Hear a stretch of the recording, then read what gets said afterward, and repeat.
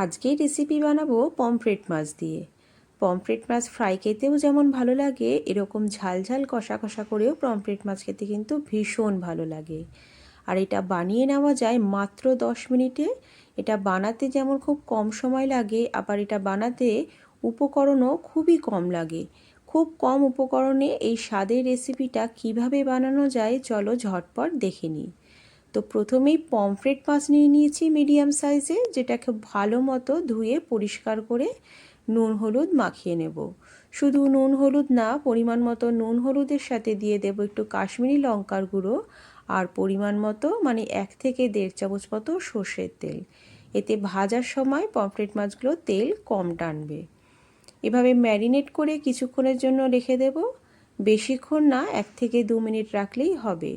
তো পাশেই বানিয়ে নেব একটা পেস্ট। তো পেস্ট বানানোর জন্য নিয়ে নিয়েছি একটু আদা, একটু রসুন আর পেঁয়াজ। একটা বড় সাইজের পেঁয়াজের 1/3 এই পেস্টে দিয়ে দেব, আর বাকিটা আমি কুচনে করে নিয়েছি, যেটা আমি ফোড়নে অ্যাড করব।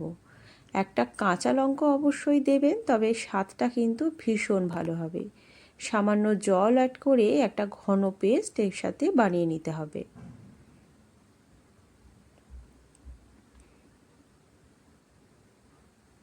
এরপর কড়াইতে দিয়ে দেব সর্ষের তেল। তেলটা যখন ভীষণ গরম হয়ে যাবে তখনই কিন্তু মাছগুলো কড়াইতে অ্যাড করব। তাহলে কড়াইতে মাছগুলো লেগে যাবে না।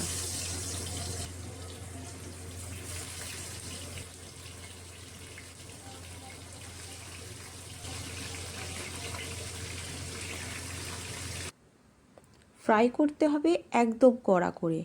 এসব মাছ যদি একটু লাল লাল করে ফ্রাই করা যায় তাহলে গ্রেভি বানানোর সময় এগুলো ভেঙে যায় না। তো খুব কড়া করে ফ্রাই করে নেব। বোথ সাইড লাল লাল করে ফ্রাই হয়ে গেলে মাছগুলো কড়াই থেকে তুলে নিতে হবে।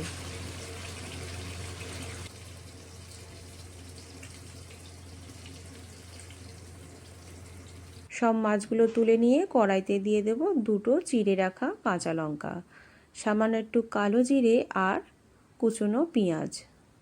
সামান্য নাড়াচাড়া করে যে পেস্টটা আমি বানিয়েছি সেটা পুরোটা অ্যাড করব।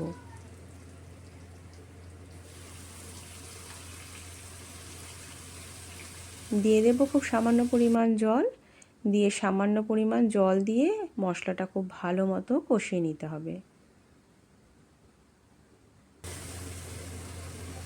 এতে উপকরণ এতটাই কম লাগে, সামান্য স্বাদ মতো নুন হলুদ আর দিয়ে দেব একটুখানি ধনে গুঁড়ো, ব্যাস তাহলেই কিন্তু রেডি। আর কিন্তু মশলা লাগবে না।